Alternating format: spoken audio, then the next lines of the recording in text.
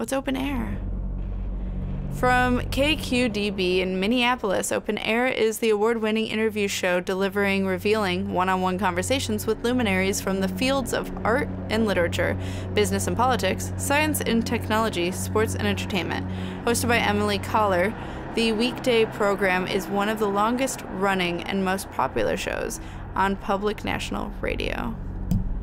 So this is all the voices, right? From KQDB in Minneapolis, I'm Emily Kahler. This is Open Air. The Oceanova project captured the global imagination when announced in 2016. 3 years later, a small crew of miners and researchers made their home more than 1,000 miles from shore, 2 miles beneath the sea. On February 2nd of last year, the $2 billion installation was battered by shock waves resulting from an undersea earthquake. Oh. My guest, KIP MATTAS, was on site as an engineer when the habitat, Compass 1, began to take on water. He escaped with 2 colleagues, eventually finding himself alone on the seafloor in a high-tech dive suit. He endured 6 terrifying hours before reaching the surface and rescue.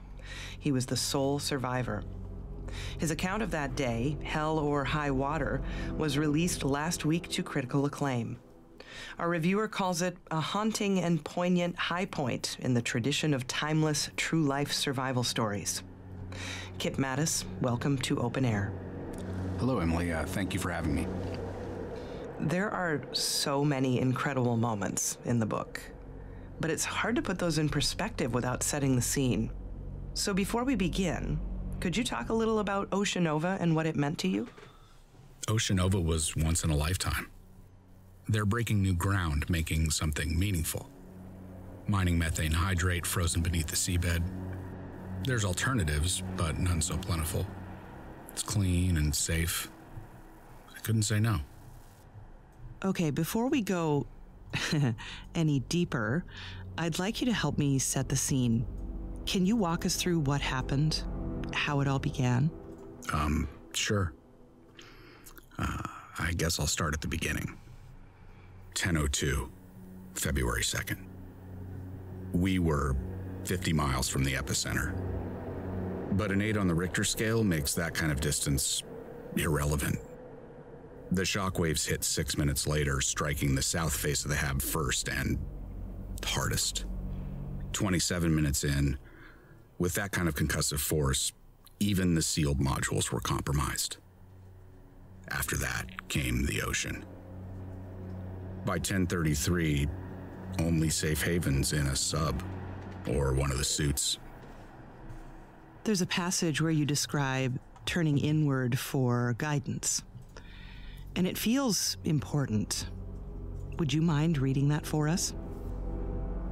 Check your gear, trust your training. It's one of the first things you learn. But the second they fail, you fall back on what you know best. For me, it's the list. This time, it wrote itself. Keep breathing, find others, and get the hell out. That's KIP MATTAS reading from Hell or High Water. Now, I think it's safe to say that this book, your experience, is, well, it's about pressure, isn't it? When it's all bearing down on so many levels, Where's her it's got to be managed. You can't shake the pressure. Just make your peace with it. Don't let it take the wheel. There were 2 habitats, one of which was Compass 1, your home, but it was also an established rendezvous point in case of emergencies. Was there any precedent you could look to for guidance? Yes. I mean, there's protocol for everything. Has to be. Second guessing puts lives at risk, so it's best to stick to procedure, step by step.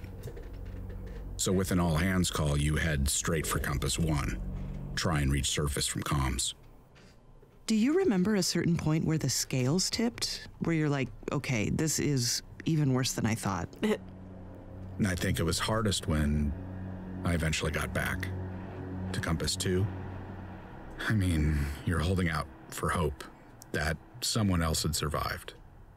And from the outside, the structure seemed intact. So I figured whoever's inside might, well, maybe it's okay. We ran all kinds of drills, and you believe you know what to expect. But once I got inside, where it's familiar and you should feel safe, even though I had to, those first few steps weren't easy. Okay, part 2. So as you said, after the earthquake, you didn't have any way of making contact with the surface. Well, I mean, it's hard to describe the state of devastation. And I tried in the book, but yeah, reaching the surface was off the table, physically or otherwise. So it's simple. Hitch a sub to Compass 2 and hope others did the same. Which you did after a pretty incredible ordeal. And we're jumping ahead a little, but when you got there, things were different. Can you talk about that? Normally, the habs are lit up top to bottom That's what he was saying. all the time. A lot of the gear was waterproof. Some of the lights and monitors were still running. So it wasn't dark, but it's fading. Like the whole thing's on life support. We now know that at least a few others survived the initial destruction. Some managed to get themselves into dive suits, like yours, and tried to do just that. None of them survived, though, which seems to underscore the fact that even with a clear course, the pressure can still get to you. And I guess that being down there for months, how can it not? Yeah. It's relentless. I mean, the isolation is unnatural. Little problems start to spiral. Any baggage you don't check at the surface comes unpacked pretty quick. Some find ways to cope, others struggle. How do you mean? Well, time kind of stops, right? And watching life go by inside the bubble is cruel. The ones that care get a head start learning to live without you. So the grief comes first, whether or not you're really gone, which feels like they already let you go. Let go. You had to confront loss on an entirely different level. That's evident when you write about finding one of your colleagues for the first time. Dr. Pahlavi? Where was Pahlavi? Yeah, that's right. Was that the first time? No, not exactly. No, I mean, I've seen death before, but not like this. Up here, the impact's usually more abstract. This is intimate. It's like when you pass an accident on the freeway. Yeah. All the possibilities run wild. But then a song you like comes on, or your exit's coming up, and you've moved on. Back to normal. What's it like living in a habitat? I mean, there were 20 of you, including scientists and engineers like yourself. Sardines in a tin? They're planning on 60, 75 once the whole thing's staffed up. So just 20 of us felt hollow. Yeah. There's not much time for recreation, but the options are there. What? They did their best to keep us happy. Like dropping by the office when everyone's Not gone for the exactly weekend. Carefree, I guess. Right. We even had this saying, "In God we trust, everything else gets triple checked." But so much diligence makes every aspect of daily life heavy. Each task or item, like getting into a suit or going outside, has an equivalent weight. So for getting cargo or yourself over to Compass 2, the shuttle's the most efficient option, relatively speaking. The protocols, the lack of sunlight, breathing recycled air. How do you cope with all of that?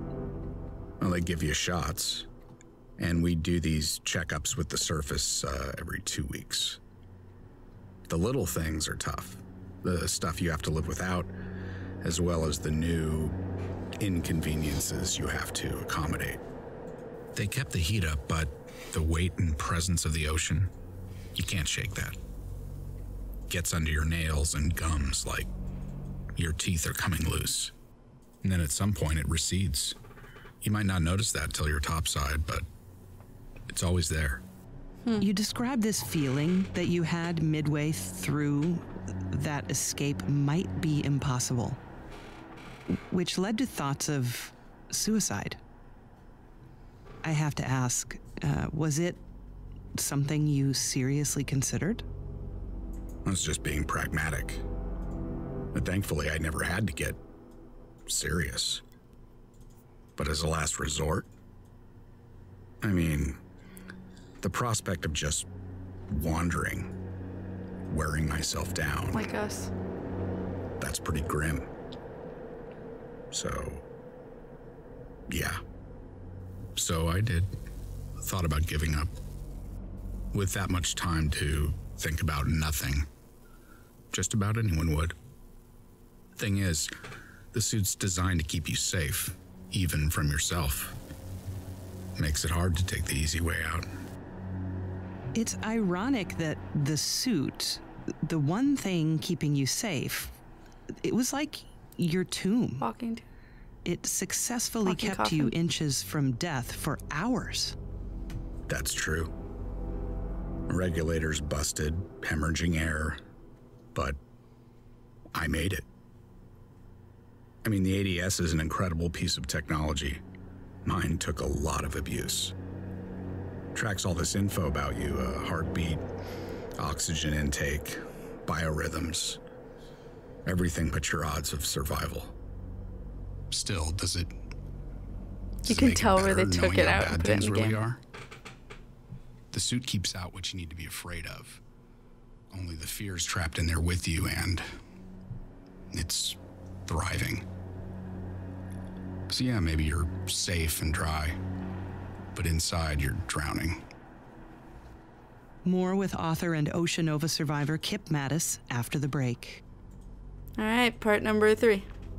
Welcome back to Open Air. My guest today is KIP MATTAS, sole survivor of the Oceanova disaster. I He guess you have to survived reintroduce. 6 breathless hours at the bottom of the sea. KIP, in the beginning, you weren't alone. You had some colleagues, J.B. Castillo and Dr. Cora Vanderoe. They actually started out together. You managed to board a sub and, well, She's I adding won't stuff. explain it all here, but at one point, you're all headed back to Compass 1 in search of other survivors. And then things go horribly wrong. Now, you were prepared, but what happened next caught you completely off guard. Can we talk about that? That's when I Sorry, got hit. can you repeat the question? I was hoping you'd talk about the moment when you realized that the ones you collided with were, in fact, the ones you were trying to save. It was horrible. I mean, the odds of us finding them in the first I place wonder if he's were the one that hit me. poor. That'd be weird, though. I sure as hell didn't expect to run into them. I don't know. I mean, And he just happened to move I never faster found than out me. who was in the other half of the wreck. Not alive, anyway. We were talking about protocol.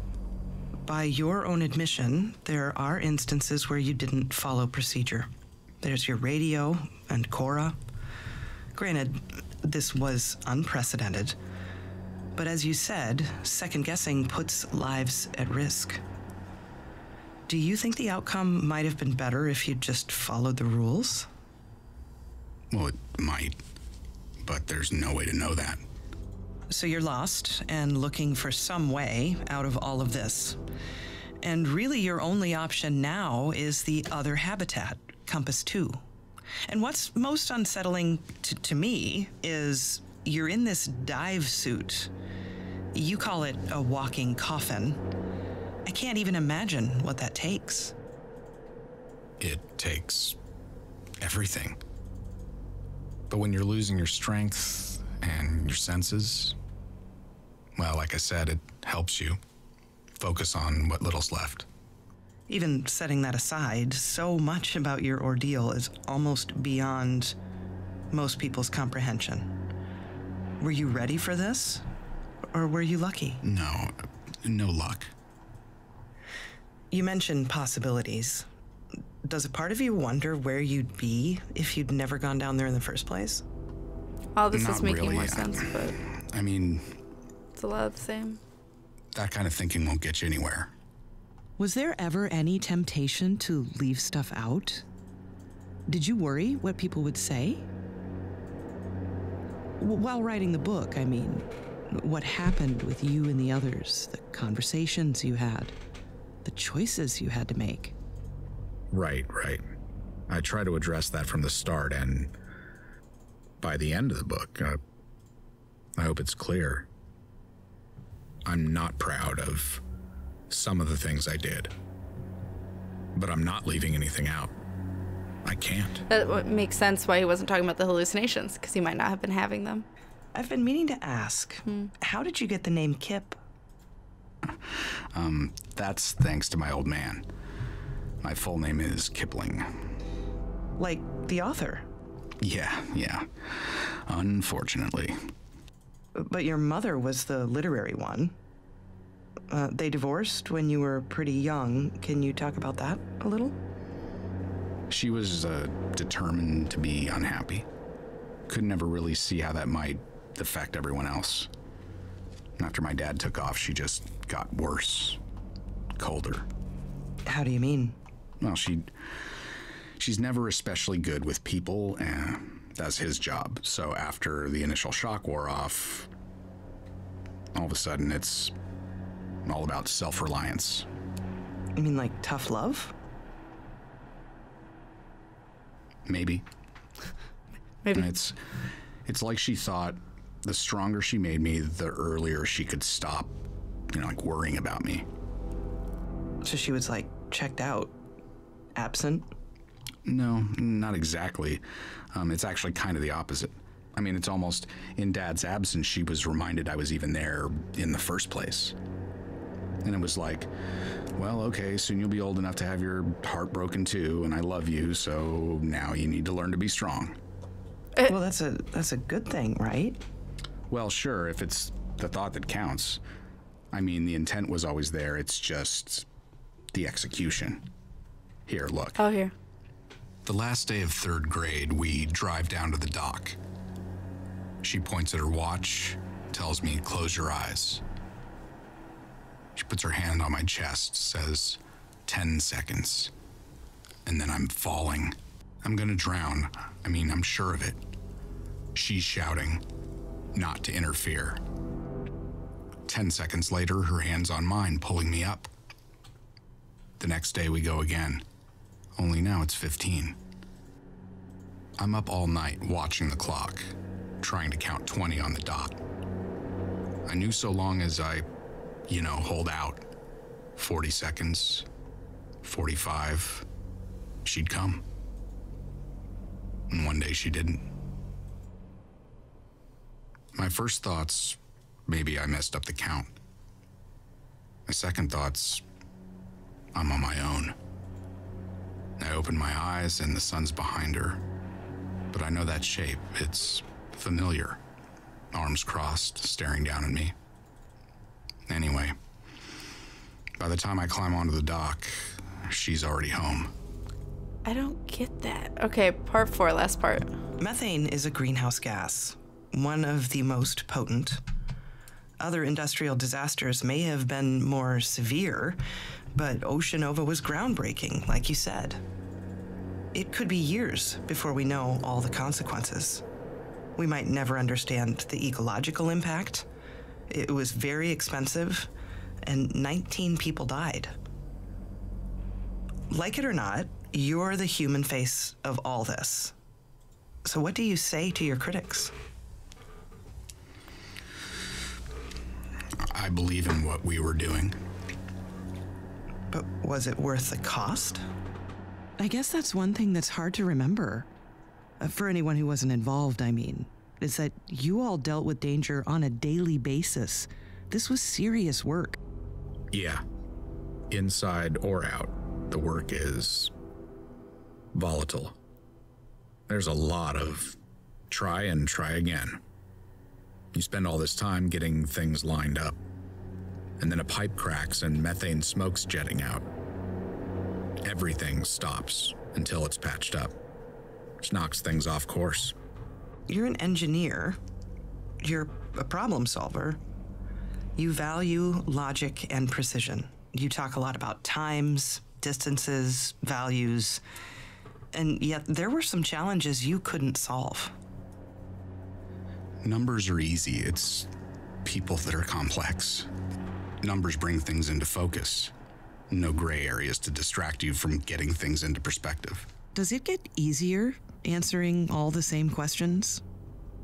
Now, people ask all kinds of questions. What they ask says a lot about their character, especially when it comes to casualties. So what's the response when they do ask about the gory details?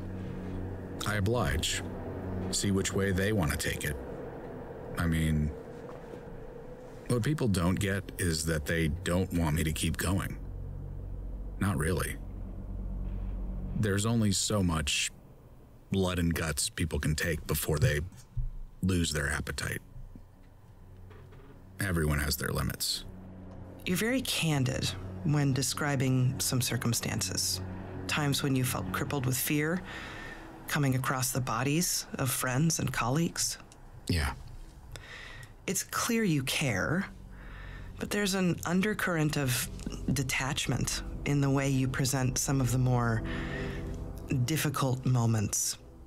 Was that your intention? No, I've heard that before. I just did my best to paint a clear picture. When it comes to empathy, there's no manual for that.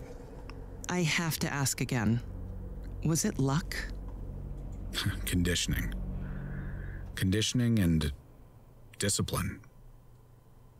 It's how I got down there in the first place, and that's how I got out. It's about keeping tethered to the task. You don't let yourself forget about the reality around you. You can't. You saw terrible things. And even if you made it to the surface, you couldn't count on being rescued. I mean, I'd have lost my mind. Did you ever feel like you were losing it just a little? No. When they found me, I'd been floating on the surface for at least 5 hours. It's not him. I talked with therapists and trauma experts for months. Said I was hiding the hurt. But it's not true. I made mistakes down there, yes, but did I lose my mind? No. No way. This entire experience is defined by the fact that you came back alone. Your story started with 20 people, but ends with 1. So when it comes to telling those stories, you're the only one who can. Yeah. For the record. There's a responsibility to get things right. For the record. Welcome back to Open Air. I'm Emily Kahler. If you're just joining us, my guest is KIP MATTAS, sole survivor of the Ocean Nova disaster. His first book, Hell or High Water, is a harrowing account of his ordeal. Earlier, we talked about the life aquatic, escaping the flooded habitat, and being lost on the seafloor inside a half-ton titanium diving suit. Kip, I know this might not be easy, but I'd like to talk about the end. Can you read that for us? Yeah. The list is getting shorter. The hatch opens with its usual reluctance, flooding the room with light. The pod is there. I'm going home. Tomorrow I'll be the sole survivor. But for now, I'm not alone. How did you feel when you figured it out? At that point, and that close, I was running on fear. So when I saw another suit in the room, it's almost too much to process. I couldn't believe that it was Virgil made it, just like me. Only I'm locked inside the pod and he's locked out. He's not coming back, and that's on me. So are you saying that if you did something differently, that Virgil would have lived? That's right. Until I saw him, fear in his eyes, I thought I was the only one. It was a bad call. You didn't kill him. Really? Who did? Bad luck? I'm responsible. Look, I'm up here talking with you, and he's still out there. Kip, it's been more than a year since all this happened. Oh yeah, no, he did. You wrote a book and told your story. Are you ready to be done? Yeah. It's time to move on. Get myself working again. Kip Mattas, thank you so much for spending time with me today. Thanks for having me, Emily. Wow. That's a neat little extra at the end of this game. I'm probably going to have this in a different video. So, if you guys are just watching Open Air and you want to see my full playthrough of Narcosis, links are in the description and probably at the end of the video to my playthrough of Narcosis, and also my thoughts on the end, because I'll cut this out, put that in the last part and be like, hey, I'm going to make a separate video of all these, because this took, what, at least 20 minutes to listen to all of these? So, yeah. Open Air is quite the interesting extra, but I like it. It helps you know more of the gaps you missed, because there's a lot going on in this interview that was not presented in the game, and with reason, because if you had known, you would be like, that doesn't make sense, because what? Which happened in some points when Kip was talking about how he was fine. And I'm like, bitch, you're hallucinating. But he wasn't, because it wasn't him. It was Virgil that was hallucinating. So, yeah. If you guys enjoyed Open Air, you should totally check out Narcosis, the full game, if you haven't already. If you have, let me know what you think about this little interview process that was going on. But links, again, are in the description to the full playthrough. And yeah, I'd love to hear what you guys thought of all of this, now that you know everything. So go ahead, comment below. You guys know I read everything, and I'll see you guys in the next video. So keep winning, guys. Bye.